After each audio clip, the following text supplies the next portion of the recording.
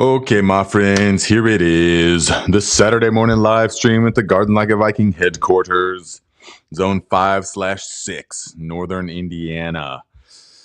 And we have got a lot to talk about today, especially coming off the heels of last week's amazing podcast with Tony from Simplified Gardening. How many of you guys really enjoyed that? Because I definitely did.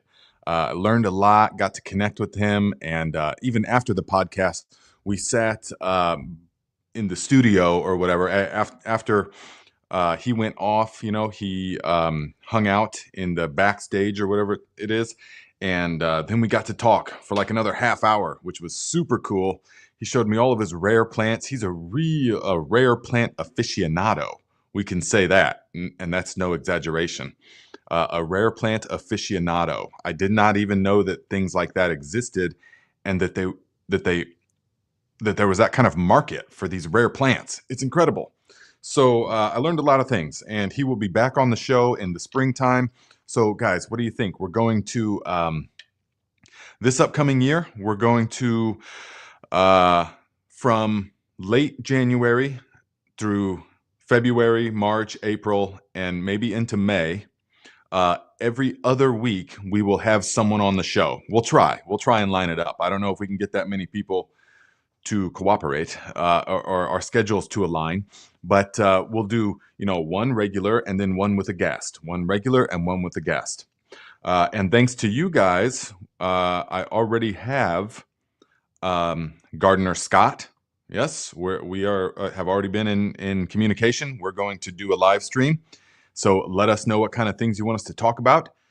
And also, I forget his name off the top of my head, but from Edible Acres, because thanks to you guys, you put me in contact with it. So he emailed me and I was like, yes, absolutely. It'd be an honor, because I was watching Edible Acres videos many years ago, long before I even thought of starting a channel.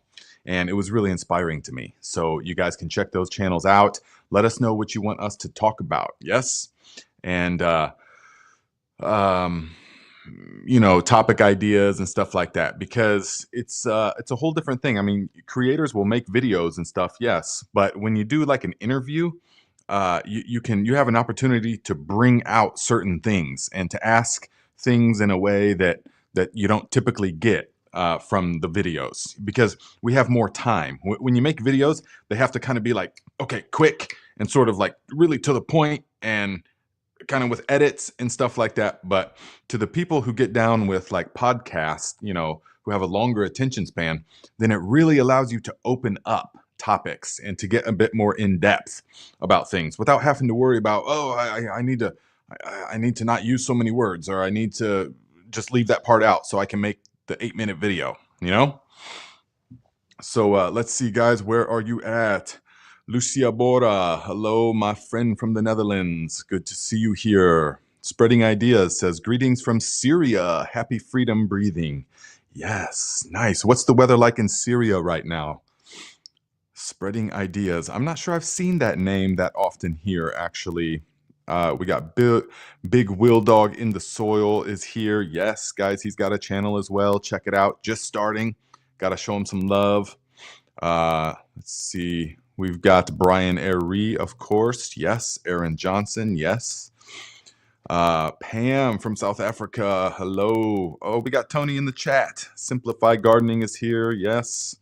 Guys, make sure that if you had Tony last week talked about a potato tool, like a potato identification tool that he has created. And so I went back after the fact and put that into the show notes. So into the video description. So check that out. If you would like to utilize that, check that out. Also, I know many of you have ordered the composting book from Tony, Simplified Gardening, myself included. Really looking forward to diving deep into that. Yeah, because there's always more we can learn. Even if we've been composting for many years, of course, which we have, there's always more to learn. The worst affliction would be to think that you know everything already. Well, I'm already full. I already know it, so I don't need a book. There's nothing I can learn from him or from anyone else, because I already understand it all. Unfortunately, that's a lot of people's mindset, and it makes them stall out in their knowledge, in the acquiring of knowledge, and in their life. So when you remain open, this is my personal philosophy. When you remain open to, oh yes, definitely, there's more to learn. And when you find somebody who is really, you can just tell a master of their craft and is a sharp individual, then you want to go for that. You want to say yes, and then absorb that information. Yes. And we talk about this on the Thrive channel, but if you guys don't already, you need to be reading a lot of books, okay? Because think about this. It takes somebody maybe a decade to acquire enough knowledge and experience to really to write a book. And then they distill it into a little book. And so you can then essentially download that distilled essence of all their years of experience. You know what I'm saying? Essentially download it or upload it to your mainframe. Now, if you are like, oh, I'm such a slow reader, here's the tip. And here's maybe a Christmas present you can get for someone. Jim Quick, Kwik. He has a speed reading course that I took several years ago, which teaches you many different things about reading and how to properly read. Most people don't know. And so with some practice, of course, I took the course, and with some practice, you will be flying through books. I mean, it's wonderful. You'll be able to, you won't be intimidated by a thick book. You just say, no problem, just boom, you can get it. It's not like on those infomercials where you just, just look at the page and instantly understand. It's different than that, but it's a wonderful thing. So the point is, if you don't be intimidated by reading, Tony's got that book this thick, apparently, with lots of words in it. Don't be intimidated by that kind of stuff. Learn to read, quickly enough, and retain what you're reading. So let's see here. Yes, definitely, Meyer Lemons. The more I learn, the more questions I have, and the less I realize I know. That's so incredibly true. The more you learn, the less you know. You realize, man, I didn't really know anything before. Yeah? Ooh, Teats Treats, stalling out. Sounds like a good Thrive topic. It does, actually. Thank you. That's a wonderful suggestion. So, Argle Bargle, Northern Michigan, under a few feet of snow. Really? Where in Northern Michigan are you? Nice. A few feet of snow. Sounds lovely. What's up, Jimmy Skavarp Mikaloff? Hello. It says, good evening, my fellow Vikings from Sweden. Nice. Good to see you here. Jody Forzani, hello, my friends. Grow all year. Tsunami Tommy, NorCal. What's up? Okay, guys, it's, let's see, several things, okay? Now is the time to go into your, yes, Queen RB, me too, because it's going to be full of topics, full of sustenance, yeah? So now is the time, if you haven't already, you can go out to your, basil's really good at this. It just sits there with the seeds on the plant. It just looks like a skeleton of a plant. You can go out there and just take and put them into a bag. Put them into a bag. Put them into a bag. So that's when we end up with like this. Now, you don't have to, when you're doing basil and certain things. Oh man, this is the lime basil, given to me by my friends in Tennessee. Yes, Justin and family. I never experienced it before, but I grew it this year, and I will never not be growing this. This is an amazing herb for fresh use, for tea all summer long. Delicious. I mean, amazingly delicious. So with basil, don't think that you have to refine it until it's just these tiny, you see there at the bottom, those tiny little black specks. Those are the actual seeds of basil. Basil seeds are very, very small. But don't think that you've got to get all that out of there. Just get all that. There's seeds. There's a seed in every one of those. There's multiple seeds in every one of those. So really, if you just take this, here's how I plant basil. I'll just take this stuff and just grind it like that over a 10 by 20 tray full of soil. Yeah. And I do not cover the basil. You just sprinkle it nice and heavily right on there and keep it moist. Keep it moist for, several days. And they will sprout. Whatever sprouts, sprouts. And before you know it, you'll have a whole 10 by 20 tray full of basil. Now, basil is one of the best plants that you can bulk sow like that because it does not mind having the roots ripped apart. So I'll have a whole tray of basil. And once it's like this tall, starting to crowd itself out, then you just take it and it'll have a mat of roots on it and just tear off a little clump. Plant that clump. Tear that off, plant that clump. Just like that. So that's how you want to do basil. So if you've got, obviously when the time comes, which is nowhere near now, but now is the time to save the seeds. I've got several varieties. Basil is so important. All summer long, I grow like 5 different kinds of basil. Thai basil, holy basil, Tulsi, yes. The Thai sweet basil, there's Genovese basil, and then there's a basil that I've just been saving seeds for like 7 years. So I don't really know what it's from, given to me. But I just keep saving those seeds. So, and all of them have totally unique flavors. There's a couple other more, I forget though. But all of them have totally unique flavors. And so if you're into cooking, of course, like I am, then that's going to be really important to you. Yeah, the different flavors and what you can do with them. But one thing that I'm going to do a lot more of this upcoming year is cooking videos on the channel. I just have to, because that's the whole purpose of this whole thing for me. The whole thriving, making stuff with what you're growing. And so a lot of people want to try and say, oh, it's not related. No, it's absolutely related. It's inseparable, indivisible. It's it's the point of all of this for me. And so cooking and making it is so important. For example, guys, look at this stuff, okay? We made the curried daikon radish ferment several weeks ago, and it is absolutely delicious. I mean, amazingly delicious. So unique, you can't even... All these ferments, we have gone down a total rabbit hole of fermentation this year in a whole different level. Just on a whole different level of fermentations. So we are trying them all out this year. I'm not recommending any recipes yet because there's been a few fails. There's not fails, of course, there is no failure, but there's been a few that let's say I won't be recommending and I won't be doing again. Yeah, because but many of them we'll be doing again. So next year I will come out with the recipes for these ferments, but it's just unbelievable right now. Okay, so look at this. We've got the, so this was curried daikon radish, daikon and green onion, and I think just curry and sea salt. I forget exactly. I got it written down. This one is carrots. These are the new Karuta carrots from outside with ginger that we grew outside and black sesame seeds that we got from Amazon.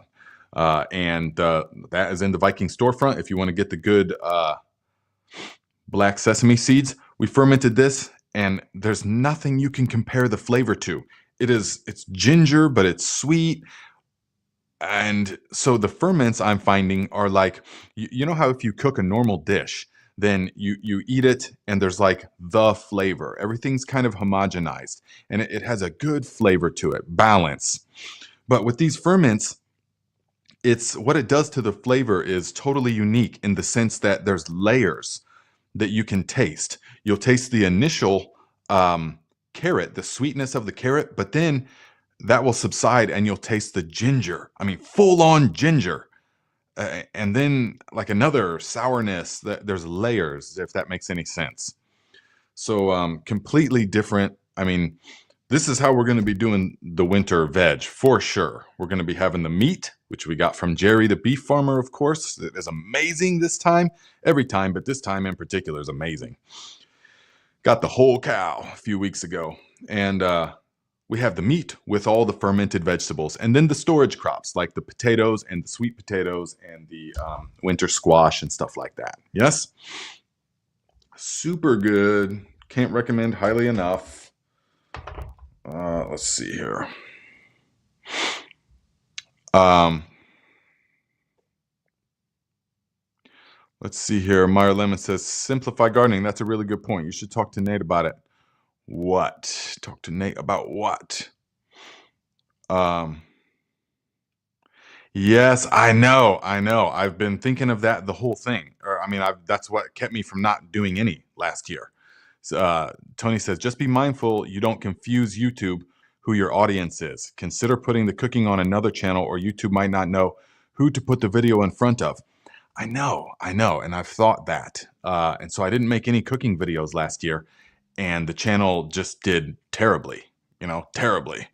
The previous 2 years or the previous year when I was making the cooking videos, they didn't do that well, but the channel as a whole was doing really well, so I don't know. In my mind, they're close enough, but maybe not. Maybe I should do a whole different channel, in which case I won't even be able to, in which case I won't do it, because I don't know if I can start a whole another channel. That'll be my fourth channel, so that's the thought process, but I totally get what you're saying. But I think that this past year, YouTube wasn't putting my videos in front of anyone anyways. So why, Aaron says, I really want the cooking videos. I'm transitioning to a traditional foods kitchen, and it's not easy. Even growing my own is hard to source organic grains at a good price, but food is thy medicine. Absolutely, Aaron. Very good. Yes. Let's see here. Silver Sage. Okay, I saw this here. Silver Sage says, I changed my name from Cowgirl in Arizona. Oh, see, I didn't know that. This whole time I've been like, who is Silver Sage? All of a sudden, all over both channels. It seems like the word cowgirl was triggering people. LOL. Never meant to be a political name. I just love the rural life. Triggering people. The word cowgirl? I'm not sure, I mean, I would not concern myself with people if they have a problem with the word cowgirl. I would not concern myself with those people if I were you. I mean, I would not be concerned, my friend. You do you. That's not offensive. Cowgirl is not offensive. But anyways, so Queen RB, lemon basil is yummy, but lemon basil. There's a lime and a lemon basil? Well, guess what? Guess what we're growing this year? Okay. Look to Nature says, I won't go without growing lettuce leaf basil. They are huge 6-inch leaves. But what is the flavor like? Do you eat it more like a lettuce? Is that what the name implies? I will definitely try that this year for sure, because we make a wonderful stir fry with the basil. The Thai basil in particular is really good for this. Pick a whole huge mess of it, of the basil, and then we stir. We do get your wok, get the oil heating. Okay, no seed oils ever, of course. Lard, tallow, ghee, butter, olive oil, but we don't use that for frying. But anyways, it's lard or tallow that we fry with high heat. So get your oil heated, and then put the ginger and garlic and pepper. We used fish peppers this year. Also some Thai dynamite, Thai bird chilies. Get that all in that oil until it browns. And then you put the pork in there, the ground pork from the 100% pastured pork. And then you fry that up for a while, and you put, your sauce in there that you made yourself, of course. And then you put the basil in there, a huge thing of it, much more than you think you would need. and then just let it wilt down for a little bit. Man, you serve that over rice and it is unbelievable. I mean, it's such a treat of summertime. When I lived in Thailand, this dish was everywhere and I got it all the time. Although they make it unbearably spicy in Thailand. It's unbearable to a farang, a foreigner. So, Teats Treats, I changed the way I make tomato sauce thanks to Nate's video. Yes, definitely. That's so important. Learning new techniques. And a lot of people were turned off by tomato preservation because they saw their grandma doing it, where you've got to get a big thing of tomatoes, and then you got to blanch first you got to core them, and then you got to blanch every single one of them and peel the skin off of them, and then you got to remove the seeds from them, and it's a huge, involved, complicated, well, not that complicated, but it's involved process, which, so most people's like, I'm just not even going to bother with it. But once I found out that you could just blitz the whole tomato in the Vitamixer until it's pureed and then reduce that by about half, totally game changed, because it's just so fast and easy. Now, some people will say the flavor is different, which I'm sure it is. To me, the nutrients are there, though. The seeds and the skin is super important. So, there's trade-offs to everything, but I'll never do tomatoes any other way, just because it's so easy. We just had spaghetti and meatballs last night from the sauce made that way, which was delicious.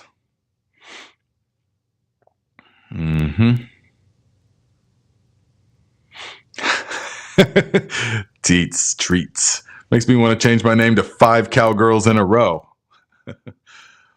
Yes. Grow All Year says, making bone broth. Revisit your video every time. There's one where you toss an egg in at the end, but can't find it. Oh, where that's probably on the other channel, maybe. I was making the chankonabe, the Japanese hot pot stew with the bone broth. Really, really delicious. Yes, and we poached the egg in that. Super nourishing, incredible. It might be time to make another bone broth video. I'm not sure if I'm in that video. I used, because now I use, for the past several years, I use everything left over from the garden virtually. I mean, tons of herbs, thyme, rosemary, parsley, just so many things go into it now.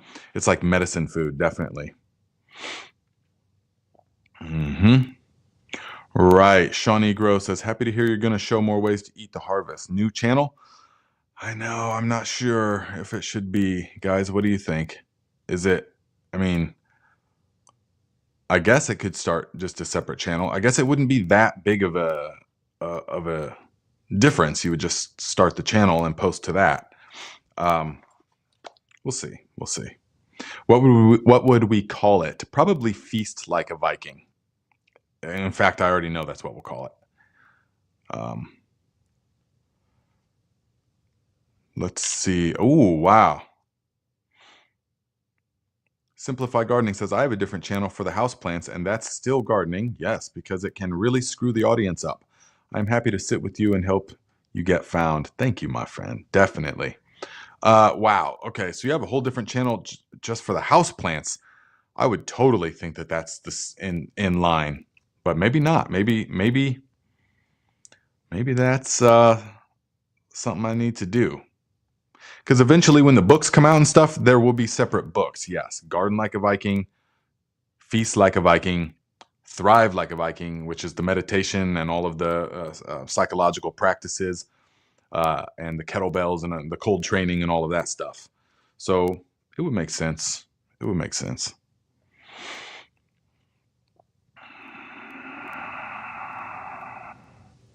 Ooh, nice. Pam from South Africa says, I was so happy today.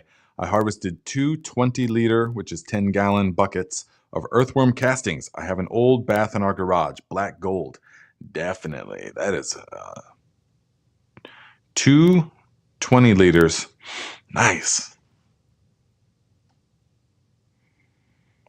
Yes. Let's see here. Yes, Boney Bates says, I just saw the lemon basil in the newest rare seeds catalog. Guys, Boney Bates, I'm not sure if he has a channel, but he makes fishing lures. It's like a small, he sent me some and we use them. We use them. Okay, we didn't get anything, but we didn't get anything with the beef liver as well. So there was like nothing out there at the time. We didn't get anything with anything we were fishing with, so don't feel bad. But definitely some nice handmade fishing lures if you guys want to check out his channel, or maybe it's a website. Just giving a shout out. But guys, look what came in the mail. First thing that I noticed, okay, is it looks like they've generified it. It's a little bit more, it's the most generic of all of their seed catalogs so far. Which would make sense, you know, things are getting tough I mean, everything's getting more expensive in every way, but the pages are almost like tissue paper. I mean, you can see right through them, and you could just, and it would just rip, it seems like. And the layout is kind of looks more generic. It's just more generic, definitely.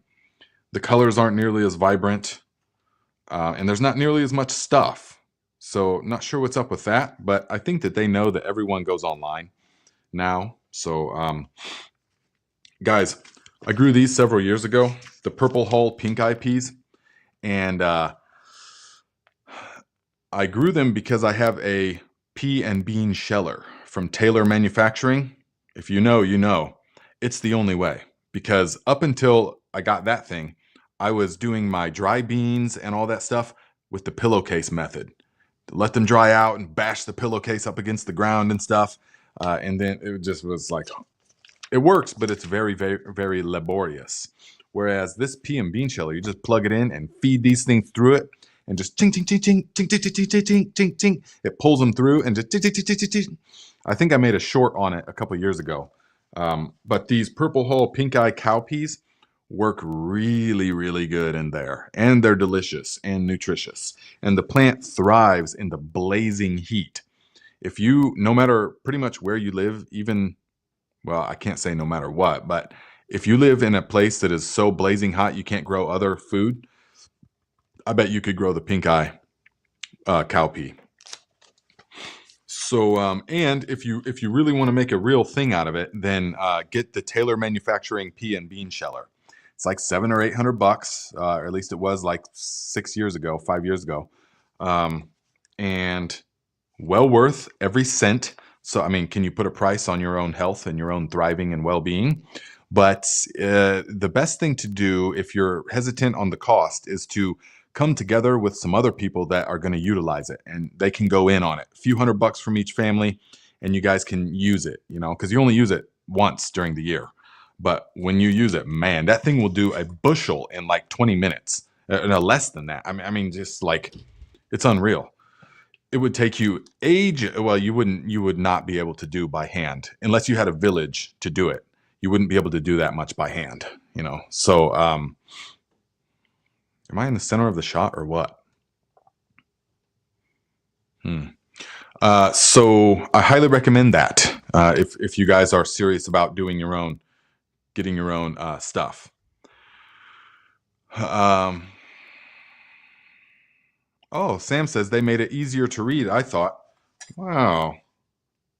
Huh. Well, I don't know about that, actually. I just think it's not as appealing, but that could just totally be my own thing. Yeah.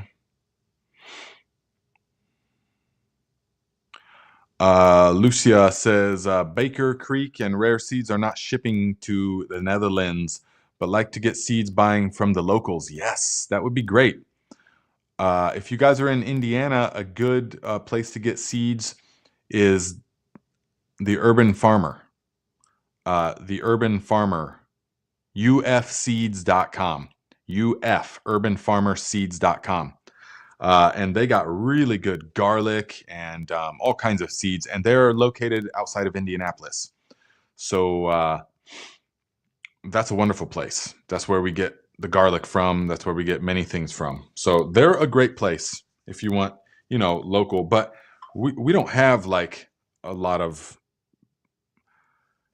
you know, there's like a big thing about whoops, um, to grow local varieties and things. So if you guys watch, okay, just bear with me for a moment. If you guys watch John Jandai, do you know who I'm talking about? I think many of you would.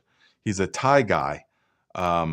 Used to be for some time a Buddhist monk, but he is very wise. He has a lot of wise, good, valuable things to say. So if you're not already subscribed to John Jandai, Jandi, I think Dai, something like that, Jon, then you need to be. So he's got a lot of really good things to say, and he delivers it in a way that is calm and very clear and concise. And so I've been listening to him for many years, but when I was traveling, there was countless people just like him that gave me knowledge and that gave me experience and that I talked to for so long. It's just so wonderful. There's many people like that that aren't on YouTube, of course, but John is one of those that is on YouTube. So, and he really goes into. He made a video recently talking about the biggest food crisis that we've ever faced is coming. And he's not like a hype man. He doesn't make these things to like alarm you. There's not flashers going off, alert, alert. He's saying that because he truly feels that brewing. He notices the changes in the weather patterns. Watch the video, and it's he notices the changes in the weather patterns, and he's been saying this throughout his videos for quite some time. But since he's been farming since he was a kid, he's maybe in late 50s now, something like that. I'm thinking maybe older, 60s. And he notices so many different things, so many farmers going out of business. And he notices that people don't eat the variety that they used to. The variety of seeds, the variety of foods, the variety of plants. He says that so everybody is eating the corn, wheat, soybeans, and potatoes, and that's what they eat there. Because in Thailand, typically you would eat so many different things. If you guys have been to Thailand or if you have experience there or in Southeast Asia, you know that there are so many different varieties of vegetables. It's unbelievable. These markets have things I've never seen. And most of them are grown by small family farms on small holdings, 5 acres or less. So he's saying that those people are going out of business. They're just priced out of business now. And so with the weather changing and the small farmers going away and the loss of diversity of food that we've got, this is the perfect storm. Okay. So I'm not sure exactly what made me go down that rabbit hole, but I wanted to introduce you guys to that channel. And that would be a good place to start with that video he recently made. But he's made so very good ones over time. Okay. Mo says his Pun Pun Learning Center place is amazing. I lived in Chiang Mai for a year before returning to the U.S. Nice. Is that where it's at, in Chiang Mai, in the north? Nice. Yeah, Alex Coonan, support your local farms, bro. Yes, I get it. I understand, definitely. So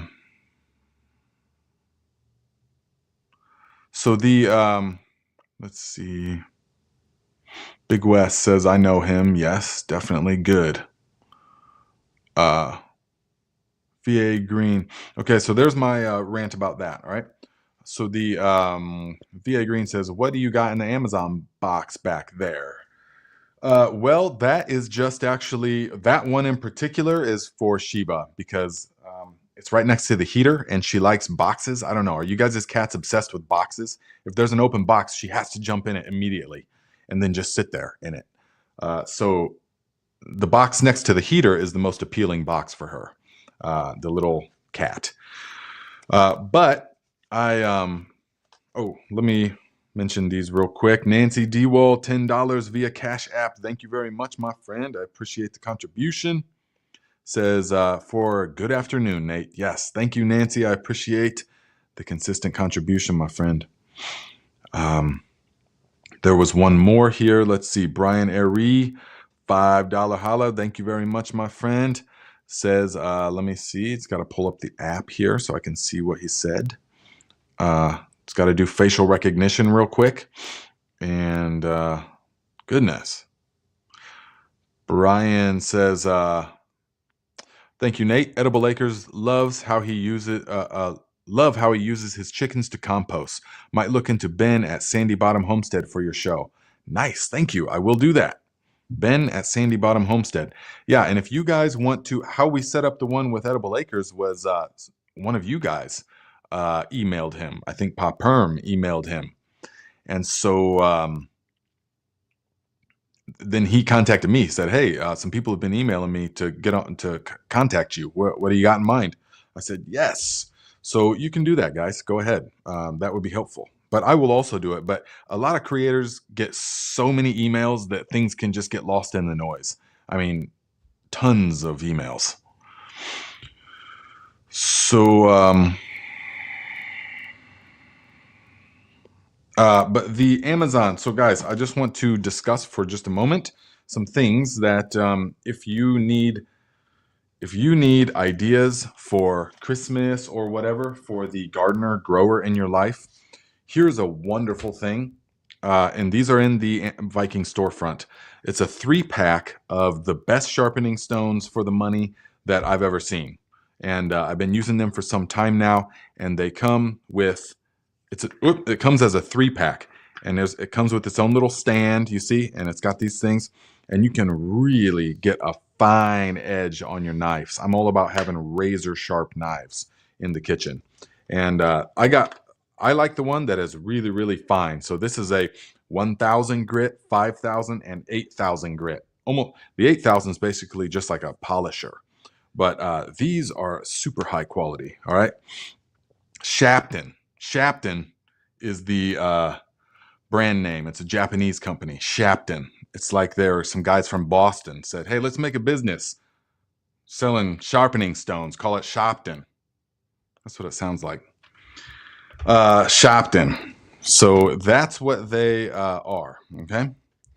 And any gardener that cooks, of course, and I don't understand how a gardener could not be cooking, is going to love their knives being razor sharp. Okay, this is very important.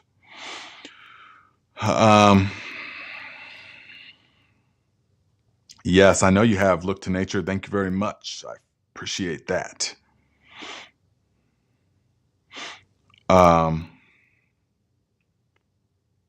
Ooh, that's a good one. Big Will Dog says, I prefer learning tasks practically so that if I ever need to do them, I have a base of information.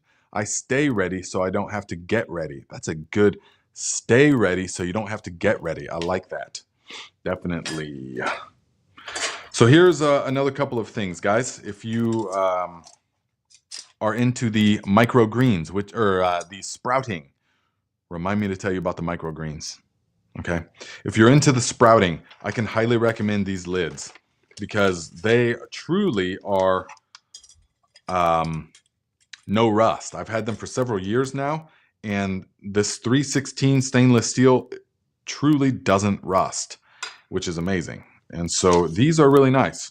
Now, this is the older model, I think, that I've been using for several years for sprouting. They work great, but they've since upgraded. They sent me these because of an error that they made right. But they've upgraded to these single piece, which I like these better, actually, because there's less parts. So the single piece, it's all stainless steel, very good for sprouting. Yeah. So I can recommend it. It's in the Viking storefront. If you guys want to check that out, go ahead. Any of the gardeners or growers in your life would love that. Get them a pack of wide mouth mason jars as well at the same time. All right, this is what you want to use these on for sprouting.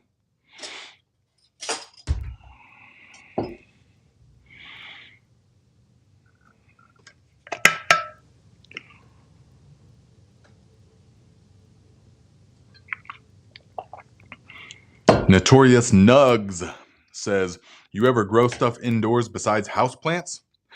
Yeah. Yeah, I have. And but anymore, we're only growing microgreens and mushrooms, edible medicinal mushrooms indoors. and stuff like that. But there was a time, based upon your screen name, that I was living in Northern California. And yes, we grew many different things indoors on a big scale. So now let's see. What are you guys talking about? Iowa Viking has got a good setup for what? I would like to see. I would like to see what you're talking about. But anyways,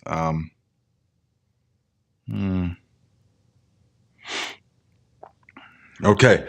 Another thing, guys, if you want to get a gift for somebody, okay, or for yourself, these are for yourself. If you want these Shopton sharpeners, then go ahead and get them for yourself as well. And I'm not affiliated with any of this stuff. They have no idea I'm saying any of this. I'm just actually use all of this and really like it. Another thing, if you're into juicing, which you need to be, if you're into juicing from the garden, then you need to get this book straight up, because I've had many different books, probably 15 or 20 different books on juicing over the years. I've probably got 5 still over there on the bookshelf and got rid of 10 more. All of them pale in comparison to this book here. The simplicity of these juices, and this is, I think I actually put, well, this is in the Viking storefront probably, but unfortunately, this is one of the but this book is really good as far as every recipe in here is balanced, and so no matter what you try, it's gonna taste delicious. This is the book that led me to the. I've had it for many years now. This is the book that led me to this juice, which is the ultimate way to consume spirulina. 1 pineapple and 1 teaspoon, although I did 2 tablespoons of spirulina. Juice it and mix it together. They cancel each other. They go together in such a way that is delicious. And you get the bromelain, right, from the digestive enzymes in the pineapple, very healing for the gut. But they're simple, and they go like, okay, pineapple. So then there's so they go each one as the base. All right, let's say pineapple's the base. Half a pineapple, 1 apple, 3 carrots, 1 stick of celery.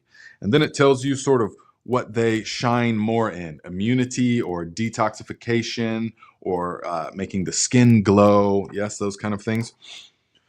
So any recipe in here is amazing. If you're just getting into juicing or whatever, or and you want to grow all of your own juicing ingredients next year, then you need to get the book, because a lot of people, when they start juicing, they want to just add all kinds of stuff. And then they get turned off of juicing because it's like drinking a septic tank, or it's like drinking pond water, and they're like, juicing, okay, yeah.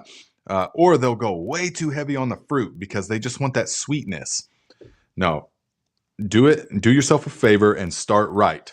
And you don't need 15 different things in your juice. Just 2 to 4 different things is plenty, all right? And this book will help you get there. Everything I've tried from there, and I've tried mostly all of it, is good and balanced. And you can give it to someone who is not accustomed to juicing, and they'll be like, oh, this is really good. Now, remember, juicing is like a multivitamin shot, all right? It's different than blending. Blending is with the Vitamixer, where we put the whole thing in there. Those are more smoothies, and there's also smoothie recipes in here. I make smoothies all the time, of course, blends, so you get all the fiber and everything. But during the growing season, juices are a totally separate thing, and how they just flood the body with easy to digest vitamins and minerals and enzymes, living enzymes and life force energy, all the good stuff, definitely. Hello, Penny Simpson. Good to see you.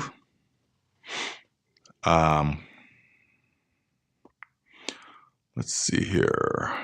Yes, guys, make sure you give a thumbs up to the video, my friends.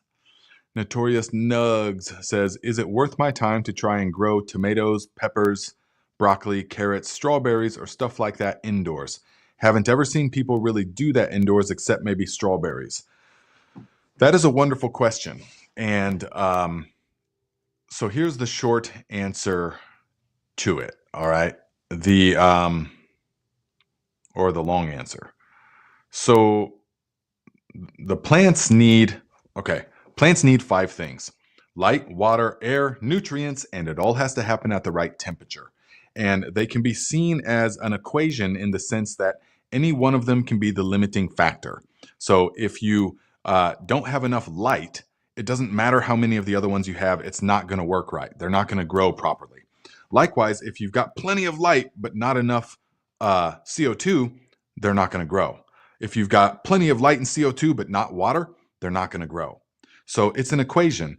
And also, when you raise one or lower one, you have to raise or lower the others as well. Indoor growing gets much more tricky, much more tricky.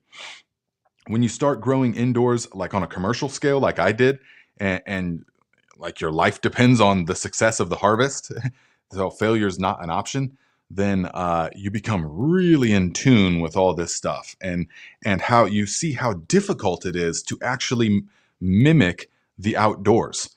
Outdoors, there's always the perfect combination of light to CO2, mainly light to CO2, but other factors as well. There's always the perfect combination. You never have to think about it. But indoors, you have to manipulate all these things, and it's so difficult. The light can be too intense, and there's not enough CO2, or there's not enough water or nutrients, and blah, blah, blah. So it's a whole different ballgame. Now, all of that being said, there's essentially 2 types of plants that we eat, okay? One, and this is a system I've made up. These are classifications I've made up myself. One is an infrastructure type of plant, where these are things like peppers and tomatoes and cucumbers and potatoes, where the plant is growing something to then produce a fruit or a vegetable or something. But it has to set up the infrastructure and then produce the thing that you want to eat. Pumpkins, tomatoes, cucumbers, peppers. Okay, you get that idea.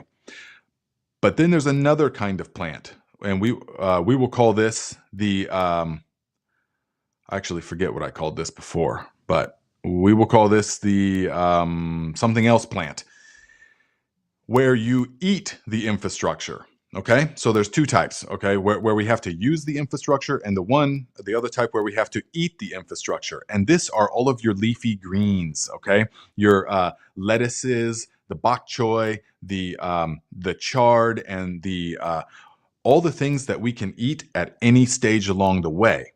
All right, now your spinach, all that kind of stuff. The infrastructure plants that you have to grow indoors to the point where they produce something are not worth growing. Straight out, not worth growing for many reasons.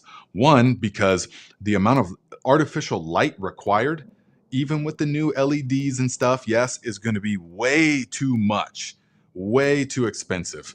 It's not going to make any sense whatsoever, cost-wise, to be using the equivalent of a 1,000-watt high-pressure sodium light indoors just to get your tomatoes to fruit. And you've got a $350 a month or a $700 a month, lighting bill. None of that's going to make any sense. And so the amount of light required is just cost prohibitive, even with the good LEDs, okay? Because those plants require a tremendous amount of light energy and air and nutrients, and all. They're hungry plants to produce. And you got to wait that whole time. You got to wait weeks or months until you can finally eat the harvest. Those are not bountiful. Those are not worth our time growing indoors. That you can, yes. If it was like a, $3,800 a pound cash crop, then yes, it would be. But if it was something you could go to the store and buy for like $4 a pound or something, it's not. Okay. And it's not going to be, it's just not the same as outdoors. All right. So now, if you're going to grow the plants where you eat the infrastructure, such as all your leafy greens, essentially, and even green onions and bok choys and all those good kind of, or microgreens, definitely. Those are the things that you want to focus on growing indoors, okay? Because you can eat them at any stage along the way. And you don't have to wait, they don't have to consume all that energy until until they produce that thing that you need. Okay. So you can eat them at any stage. Now, I'm going to go one step further and say the most cost effective things to grow are microgreens indoors. Because as you will see in the video we're going to put out probably next week or the week after, we went and toured a local microgreen farm. And Beth from Something Better with Beth, she has a business in Fort Wayne where she does microgreens, and she's a wonderful person. It was a lot of fun going to the farm. Me and Camille went, and we got lots of good footage and got a good, understanding of the process. I've been growing microgreens myself for many years now, but again, you can always learn more from people. And so her operation is beautiful. I mean, beautiful. It's she's making a lot happen in a small space. And so we got to see, we asked her questions about the time, the turnaround, blackout, weighted blackout versus non-weighted and all this other stuff. So there will be lots of information coming. So from seed to harvest, between 10 and 14 15 days. Some of the longer crops, 3 weeks. Yeah. So microgreens are going to be your best bet for growing indoors because you get a huge turnover and they don't take all that time. Now, another thing about growing indoors is that you want these plants to spend as little time as possible growing in the artificial environment before you consume them. Because the longer time that they have, the longer time they have to develop problems. Nutrient deficiencies, definitely, but also pest, fungus gnats, and fruit flies, and molds, and stuff like that. So you want your indoor plants to, and this is true for any plants, any indoor plants, okay? Notorious nugs. This is true for those plants as well. You want them to spend as little time as possible indoors because that will give you the best overall chances of success. And it's the most cost effective. Yes? So all that being said, you will see some microgreens videos coming here. And we went to Something Better with Beth. She has an Instagram account. You guys can follow that. She has all kinds of tips and recipes for eating the microgreens. So follow her Instagram account. Tell her Garden Like a Viking sent you. And somethingbetterwithbeth.com is her website if you want to check it out. And yeah, start doing that yourself. Okay. Because that is really where it's at. That's what I grow over the winter time is the microgreens. And I will grow some bok choy again this year just because I love the butteriness and the crunchiness from the stem of the bok choy. Yeah.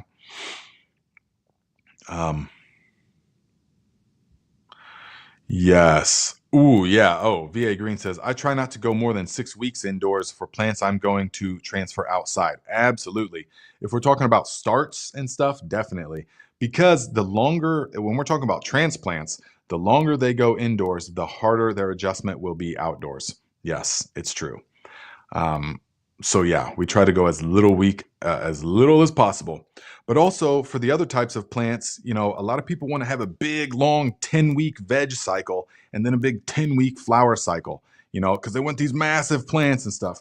That's only acceptable if you're limited by plant count, if you're limited by the number of plants that you can grow for whatever reasons.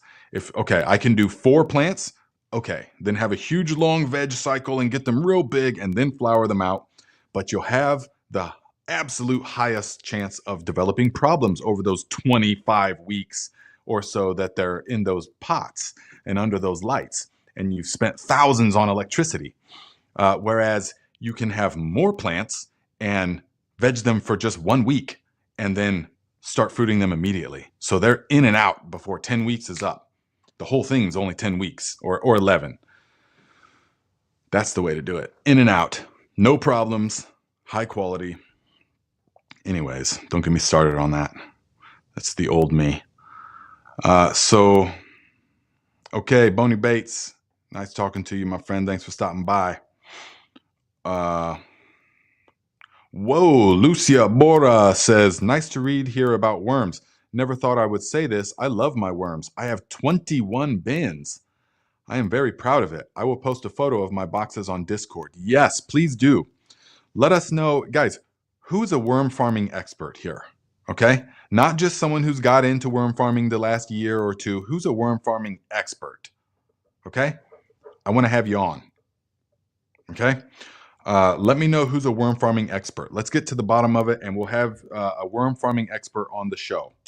If it's one of you guys and you are confident in the claim that you're a worm farming expert, I'll take your word for it, and we will have you on the show, and we'll investigate that and see how that goes. Because I know lots of people are really into it now, and I'm going to set up some worm farms in the basement so that I can develop more experience with it. Because I don't have a lot of experience with it, actually, but because I always worm farm in place. You know, my beds are full of worms, literally just jam packed. One shovel load is just worms everywhere. My compost, the slow compost, not the hot compost, is full of worms. I mean, literally just like unbelievable masses of worms. So I've never found the need to worm farm. I've never found like, okay, so it's for the castings and stuff. I get that, but my beds are full of them already. So I don't know what I would gain by that. What would I gain by starting a few worm bins, even big ones, in the basement? So that's what I want to ask the expert, things like this. And all of us can benefit from that. Yeah. Thank you very much. Teets says, seems like super chats have been down recently.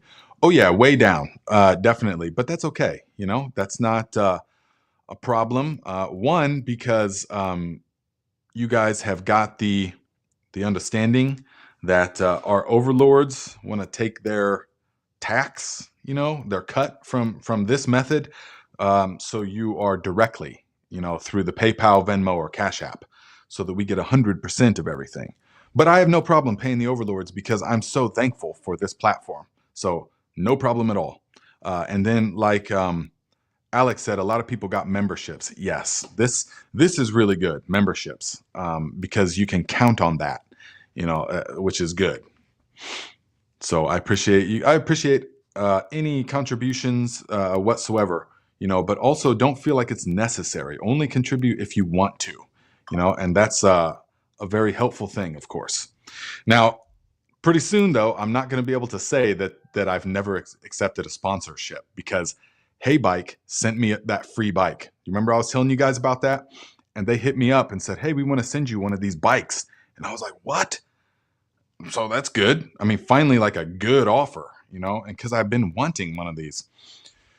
I was literally researching them to find out which one to sort of get. And they contacted me. So I'm sure that some kind of algorithm picked up on that. I don't know. But they sent me one. And so we were out all day yesterday riding this bike. Me and Camille were all downtown and stuff. This thing is amazing.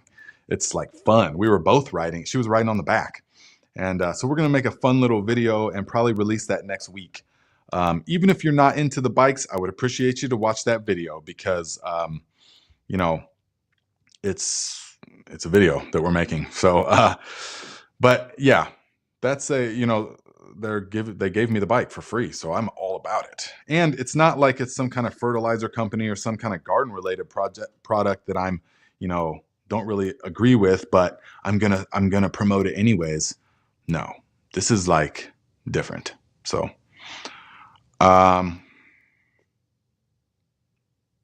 Notorious Nug says, thanks a lot for that. Saved me a lot of time and money and heartache.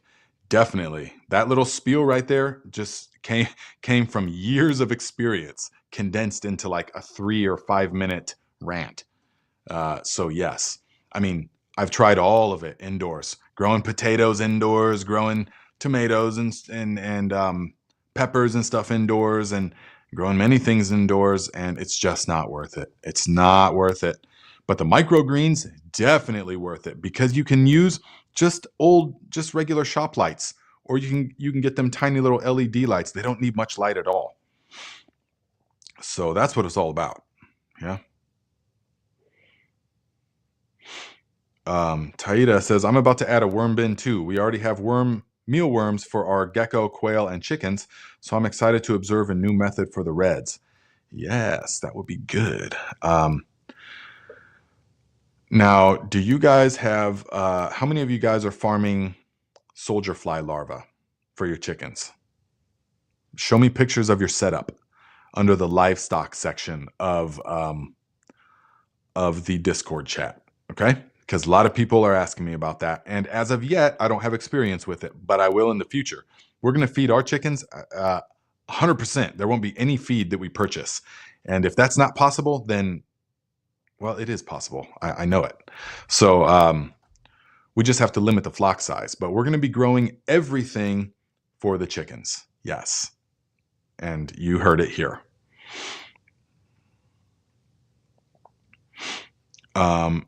Alex, I never ever I didn't like autos. I never liked the end result of the autos, the auto flowers. Definitely photos. Always. Yeah.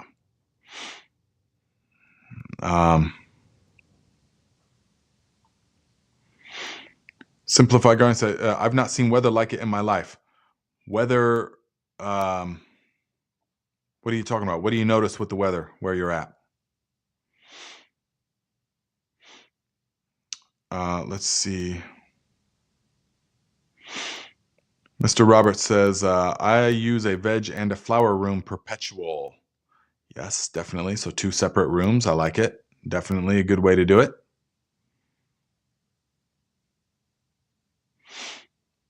Look to Nature says, ha, not this guy. I assume you're talking about the expert in worm farming?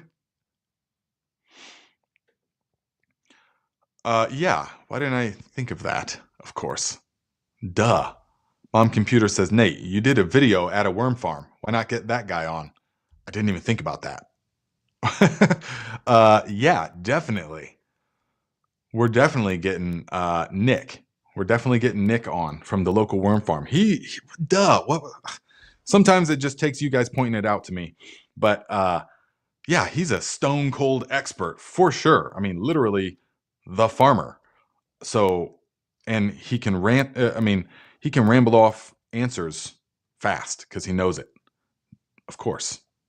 That's who we'll do. I'm going to schedule him.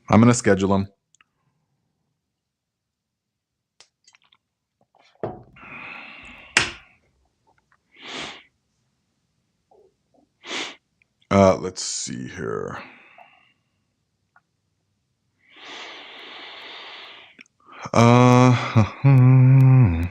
Sunshine Country Chicken says, I have a mealworm farm for my chickens. 3 years now. Red wigglers eat more than earthworms and stay closer to the surface. Yeah, you don't farm earthworms, do you? Hold on one second, guys. Sorry. Talk amongst yourselves.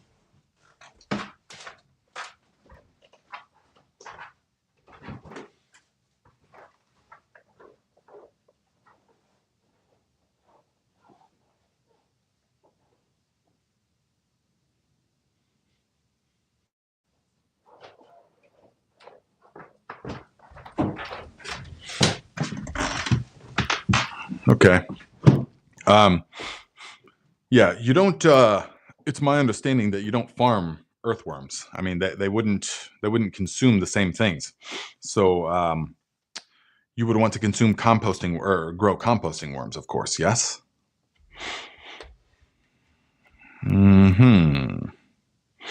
That's good. I use mine for the bloom serum. Yes, definitely. The worm castings are really good. Yeah, so Pepper Gardener says, I plan to compost kitchen scraps in the winter with the worms. Now, that's something that I'm thinking as well. But to you experts, or, on your way to being experts, I guess that's a tricky question. I mean, you're not going to be like, yes, I'm an expert, so, but I am wondering how much kitchen scraps can you honestly expect them to consume? Because I produce a lot of kitchen scraps because I cook from scratch every day, and there's tons, and utilizing things from the garden, you're not concerned about like, having to use every single leaf. You just use the good stuff, the best part of it, and you compost the rest. So I produce like probably a 5-gallon bucket worth twice a week, I would say. That's a lot for me, for me. So I wonder how much, twice a week, dumping 5 gallons of rotten vegetable kitchen scraps. I don't think they could consume all that, could they? You'd have to have a massive, massive bin. Or is it? Is that not true? Yes, Iowa Viking, yes. And it says, Nate, it's a big difference between earthworms versus composting worms. Yes, yes. This I understand. That's why I was saying it. But someone said something about earthworms, but nobody uses earthworms for their earthworm castings, right? Or, I mean, you don't, anytime someone's talking about a worm farm, they're not talking about earthworms. They're talking about composting worms. Yes? Right? Jerry Bates, yes, the beef farmer, says the Ruth Stout potato patch had lots of worms. Turn that starla to soil. Yes. Oh, turning that straw to soil. Definitely compost, actually. Yes. They definitely are. And the Ruth Stout method is wonderful, guys. We grew so many good potatoes. It's so easy to harvest the potatoes. The one downfall is the mice. Unless you've got cats that are actual like outdoor predators, then you're going to get mice under the Ruth Stout. Maybe, I'm not sure if Jerry did. You have to jog my memory. I know I asked you that when I was there last time, but I forget the response. But we had probably half of the potatoes on one of our patch lost to the earthworms or to the mice. But the ones that were even remotely buried in the soil, no mice. So yeah, so we're gonna have to figure out a way to prevent that.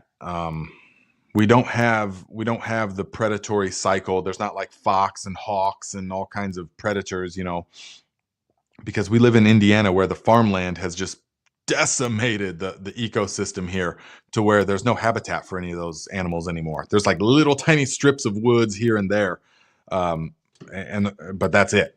With the farmers, it's like, well, if you can get one more if you can get one more row of corn in there, wipe out all them trees. Who cares? It's profit, So, and they have to at that point. It's a vicious cycle. You already know that. But unfortunately, yeah, we don't have like that kind of thing anymore. A couple hundred years ago, it was nothing but an endless expanse of old growth forest, of course, small clearings and things. But now it's the opposite. It's just you look and just see to my eyes is an obvious biological wasteland, so it's unfortunate. But yeah, long way of saying we don't have the predators that can capture these mice.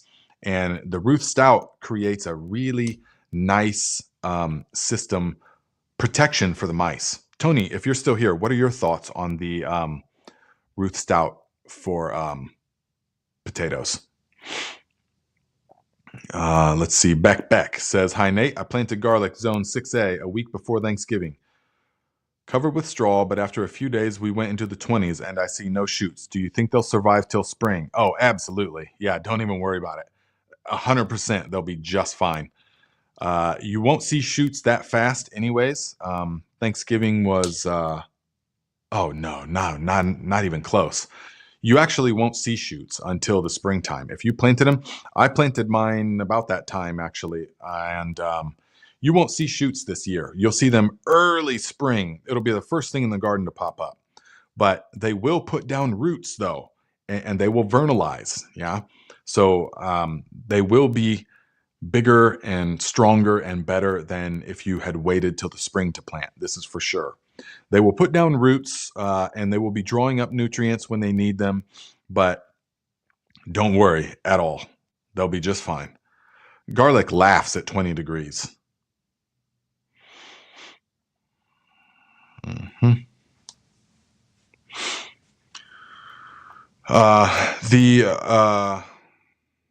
Whoops. VA Green says Captain Matt is doing about 100,000 a year out of his garage raising worms. Might want to check him out. 100,000 a year? Wow, I'd have to see that.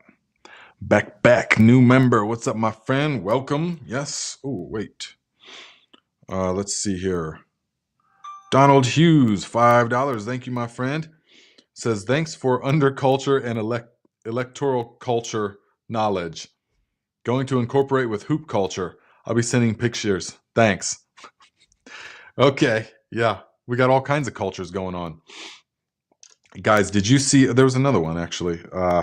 Did you see, hang on. Gary Smith, $25, my friend. Thank you so much. Says, appreciate all your great work and knowledge.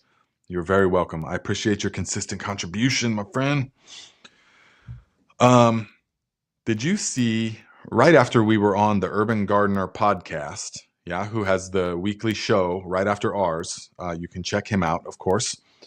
The right after our talk with Mark from Self-Sufficient Me, him and Weedy Garden, both of who I would love to have on the show, Mark and the Weedy Gardener did a video on electroculture. I just couldn't believe it. I just couldn't believe it. I thought, oh God, I thought we put that nonsense to rest. And these are real gardeners. These aren't like, these guys are real gardeners. But then, so I watched the video, and there's a term that they use in the UK that we don't use in America, but it perfectly fits it. It's called taking the piss. Yeah, so they are straight up taking the piss of the electroculture thing in a very awesome way. So that's I was like, okay, these guys are just taking the piss.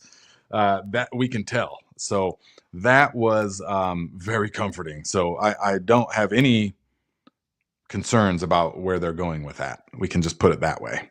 Yeah. So Brian says, how's the backyard doing? Amazing, man. We got this. The project went amazing. Garden Viking Uncle came over, Camille came over, and we knocked it out. Took us 2 full days. And guys, when I was tilling up this soil, it was so amazing. The soil just broke up instantly. And so it was so nice and just full of life and dark, rich. Just from a handful of years ago, it was nothing but rock hard clay, from just had lawn for 100 years. So really good. Now we're straight away back to our no-till practices, but it was really good for the soil. It was that till I feel like was real good for the soil. You can just feel it all like it mixed in all the things that there was little pockets of, because the chop and drop, for so many years, and there was like undecomposed matter. It was just really good. And then you will see it looks like a totally different place. It's going to be, we're going to put that drip line in the spring, and it should be a really good year for sure. Thank you for asking. Look to Nature says, appreciate you, brother. Yes, I appreciate you too, my friend. Very active on the Viking Discord chat. Definitely. Lots of good firsthand experience from Look to Nature. Ooh, Jane says, I use Coir in my bins. Yes. Look at all these welcomes to Beck. Yes, B. Hendricks, Brian Aree, yes.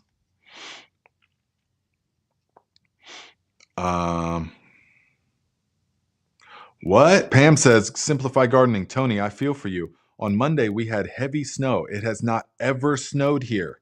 Destroyed the greenhouse. Crazy weather worldwide. It's not ever snowed there, and it's all of a sudden snowing. Wow.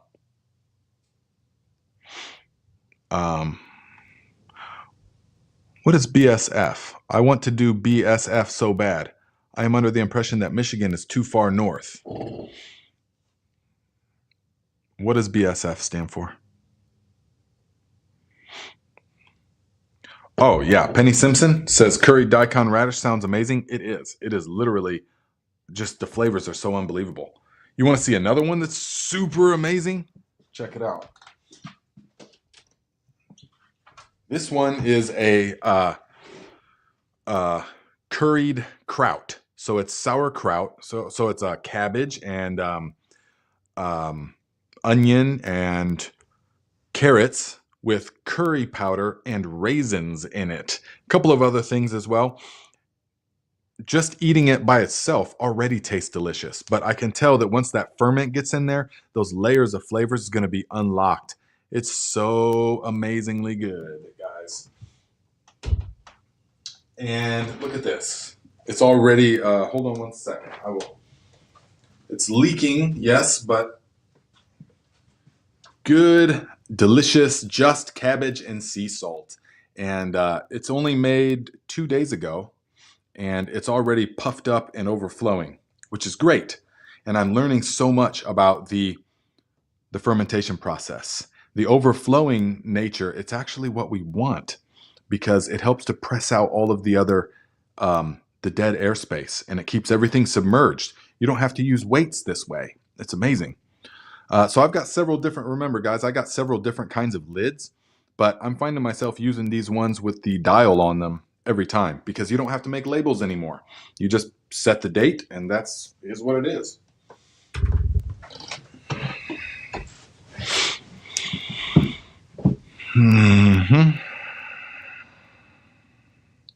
Mom computer, I would like to see a picture of this, please, of your setup.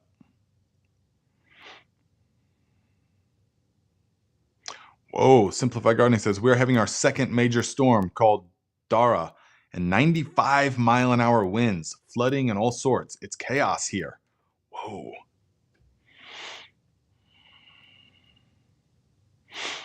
Graham Divine says, Nate, feed your chickens fermented grains. It's full of lactobacillus and they love it. Pasta and rice with kelp, garlic, turmeric, and ground eggshells is really good for them too. Oh, for sure. We'll be sending all that stuff.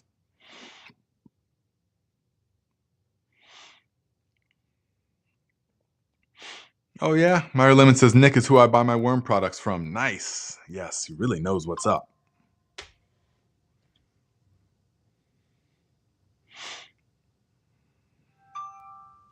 Morena Vongsa, $5. Thank you, my friend. Appreciate the contribution.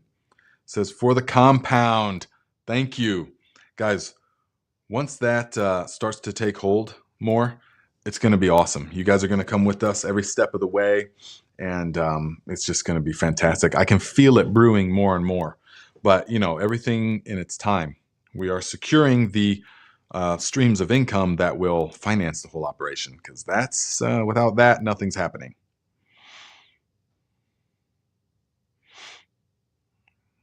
Let's see here. Iowa Viking says, Nay, I started with 1,000 worms, now have millions. Wow. Are you counting them? No, kidding. Christopher Minnell. Hi, Nate.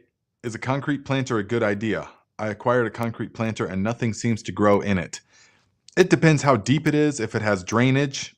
If it's deep enough and it has drainage, definitely, they can be good because it can help to insulate the root zone from temperature extremes.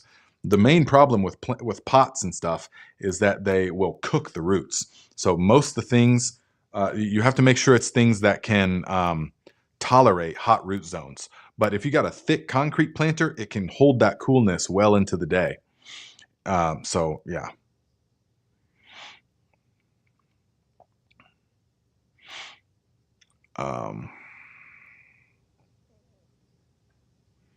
What's up, Urban Gardener? Who you got on the show this week? Okay. Grow All Year says, does your indoor growing rant include hydroponics? I could rant on hydroponics, yes. I don't get into hydroponics anymore. I did for some time because that's what the market wanted, but I found it produces an inferior product every way around. If for some reason you have to do hydroponics, it can be fine. It can be totally fine if you do the right nutrient solutions and stuff. But I tried doing several different things, and when you try to go organic soil food web type stuff, then it will turn your reservoirs rancid. So you're using chemicals. I mean, hardcore. I mean, ammonium phosphate and potassium nitrates and things like that. So I don't get into it really, and the flavor is just not there, and the life force energy is just not there.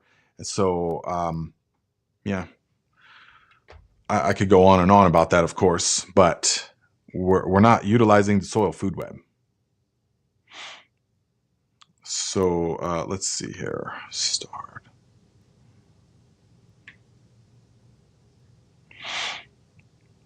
Let's see here.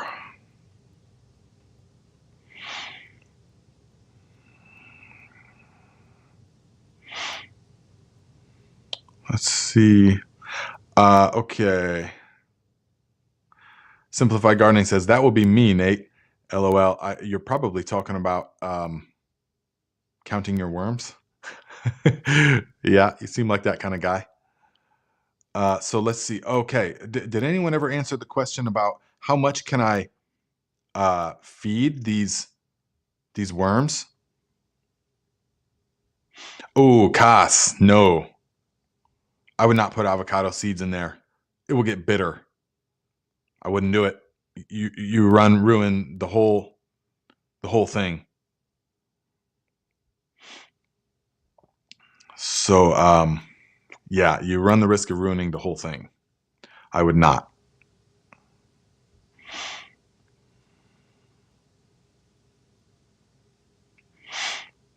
Let's see here. Okay, so the mom computer says black soldier fly setup. I had a 35-gallon barrel that was storing sunflower seeds in for the poultry. The flies found it, and it's full of larvae every spring. Last year, I used a strainer to feed. Easy. Nice. Okay. I'm thinking of the automatic ones, where they because the soldier flies want to crawl out of the compost once they hit a certain stage and nest into the earth so that they can become what they have to become. So you kind of hijack that process and have them crawl right into the chickens, right into the layer of the chickens. Yeah. B. Hendricks says, Nate, have you any cat food recipes? I feed Shiva raw chicken legs. I go to Costco, and for $8, I get a pack of like 30.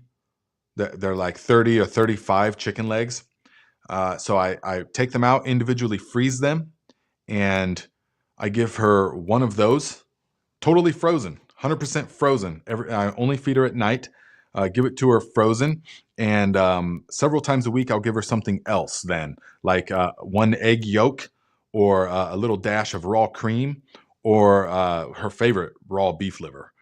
And so I alternate between that, and sometimes she will get some straight up ground beef, or some scraps of steak, or if I do like a brisket or something. Remember, I eat meat every day, every day. And so when scraps and stuff like that, I will give to her the red meat. She definitely needs the red meat. And she's like, most people when they see her are like, I can't believe how healthy this cat looks. I mean, she's a dwarf cat. She's like a little designer cat, but she's gained a lot of weight. She's gained a lot of weight over the wintertime. Now she's sleeping now, so she won't hear me say that, but she's gained a lot of weight. She'll say it's her winter coat, but I don't know about that. So Big West says raisins makes it illegally good. That's true. Beck says, thanks for the warm welcome, everyone. I've been a fan for a while and listen when I can. I love this group. Me too. Me too. Meyer Lemon says, Nate, I haven't been able to take down the upper garden yet. What would be my last chance to get that garden taken down? I'm not sure what you mean by that.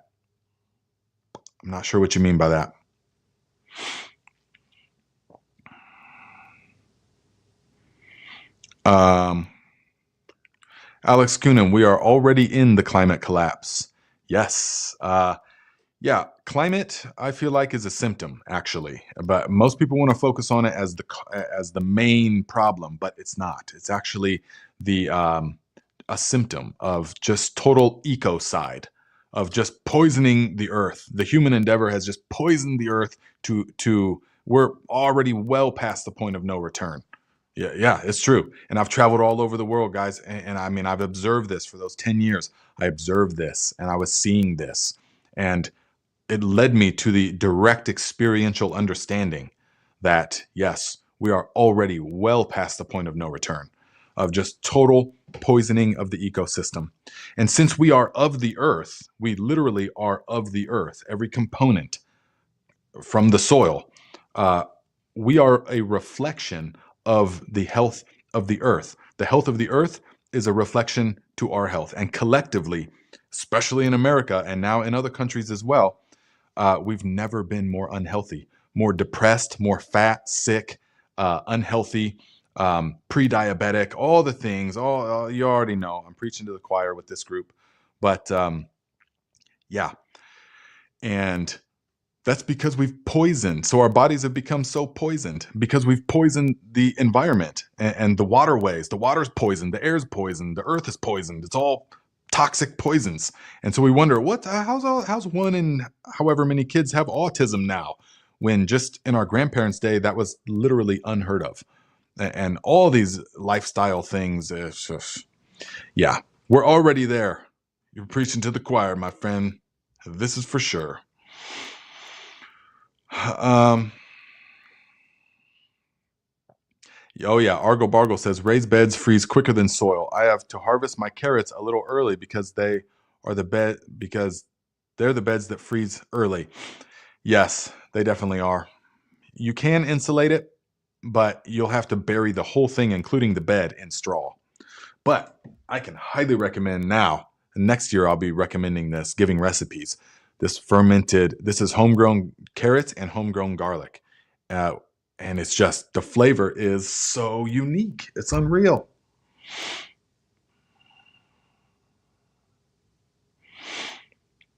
Let's see here.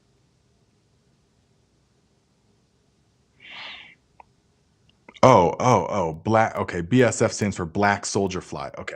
Gotcha. I'm not hip on the lingo. 50 to Pepper Gardner. What are you talking about? Soldier fly or worms? 50 to 100% of their body weight a day in food? Dude, look to nature says, but Nate, synthetic chemical fertilizers are the same as organic. Wink, wink. I know. It's just unbelievable. But that comes from people who they're just not clued in. You know, they're just not clued in. They're really not. That would be a massive topic. Yeah. Yes, B. Hendricks, the tribe utilizes the soil food web. This is the truth. And this is why hydroponics, unless you need to, you see those videos and stuff on YouTube, and the future of food production is here. And it's got upbeat video, music, ding, and everything's all brilliant white. And they show you these warehouses with vertical farms and drones flying up and down them and stuff. Yeah, it's the future of farming. Yeah. What a joke. Are you kidding me? For millions of years, it's been just fine growing things the way the earth grows them in the soil and utilizing the soil food web. And so you've got all these miles and miles of plastic. You know why it's being pushed? Because every aspect of that is privatized, totally privatized, and dependent upon someone paying. Lots of money, people paying. And you can vertical farm once we've poisoned, beyond repair, the soils and the ecosystems, and they stop yielding. So then we'll just move to vertical farms indoors, dun, dun, dun, dun, dun, dun, dun, dun, dun, with music playing, upbeat music and stuff. Yeah, see, this isn't dystopian in any way. This isn't apocalyptic seeming in any way. See, dun, dun, dun, dun, dun. It's all smoke and mirrors, guys. That vertical farming hydroponically is not the answer whatsoever. Okay. Anyways, okay. So let's see. Okay, Meyer Lemon says, Nate, Iowa Viking answered it. 4 pounds a day. Okay, well, he's got 4 pounds a day with a millions of worms, right? So it would take a while to hit that setup. Oh, okay. Nice. Urban Farmer. Guys, this week, right after this show, we're continuing the conversation with Tony from Simplified Gardening. All right. Nice. So check it out, guys. And remember, if you've got a gardening channel that you want to see on this show, hit us up or hit them up. Okay. And that's how we got Edible Acres. We're going to do a live stream, but we're also going to collaborate on real videos as well in some way. Who knows? Maybe we'll go check out his operation sometime next year. Mm-hmm.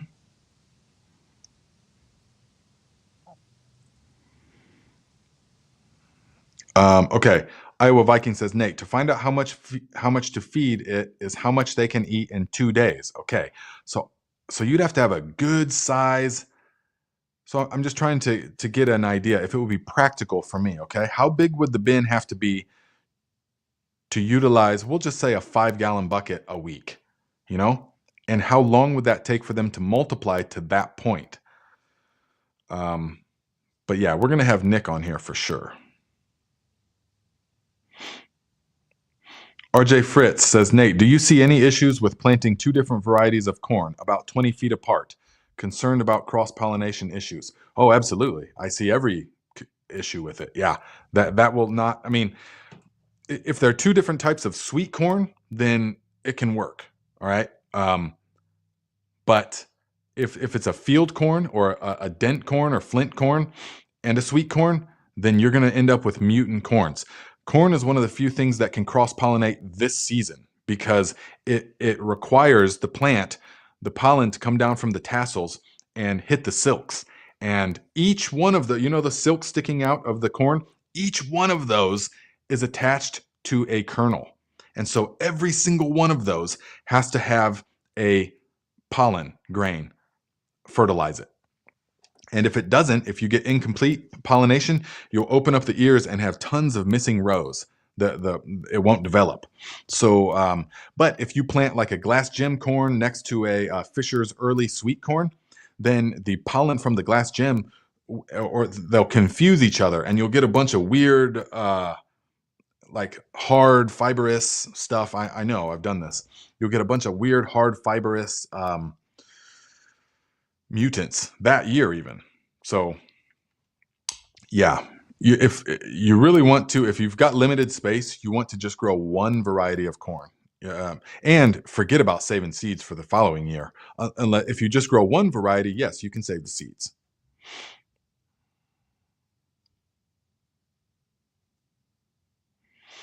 Meyer Lemon says, Nate, when is it too late to take down a garden this year? Haven't gotten to one of the gardens yet. Oh, then just take it down. It's never too late. No, I just did the garden renovation like last week. We're hot composting the whole garden, but the garden or the weather has been quite cold. In the teens at night and in the low 20s during the day. It's been quite cool, so they're not really heating up that well at the moment.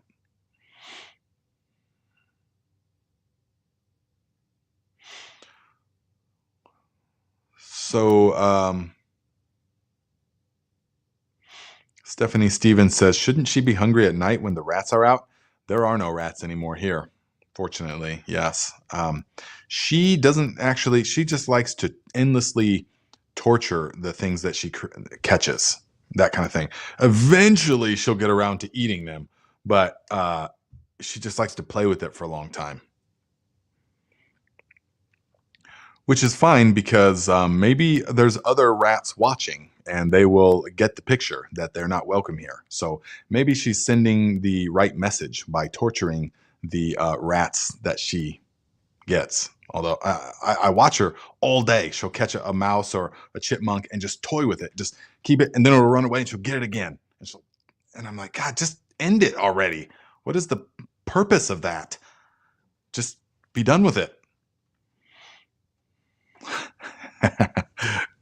Right. Yeah.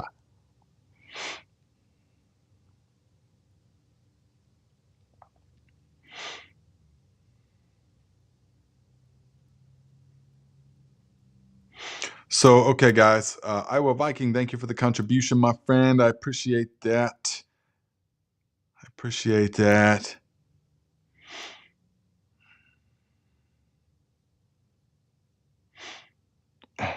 Okay. Oh, guys, okay.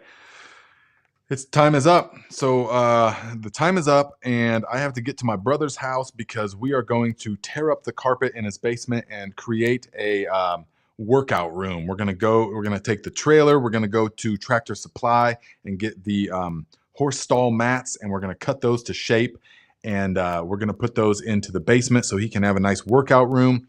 Then we're gonna have dinner. We're gonna eat filet mignon and that he got, and then I'm going to bring some potatoes from the basement, and I'm going to make them in this way that is so delicious, guys. You've never had potatoes like this. So, Argo Bargo says, make American soils healthy again. Yeah. You know what I was thinking of? Make America garden again.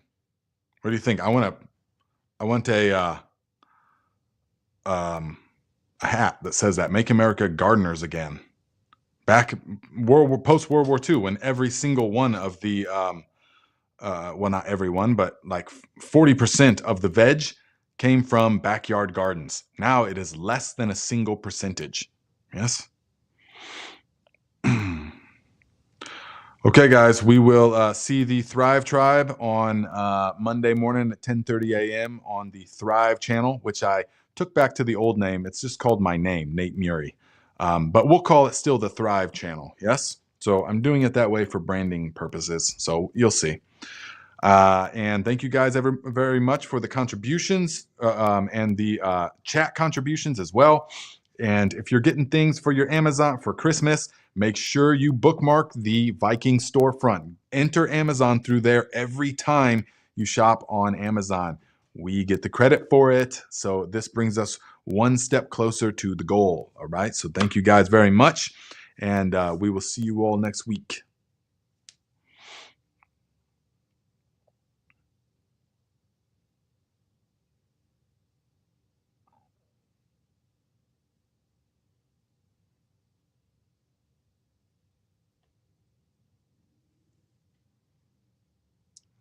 There we go.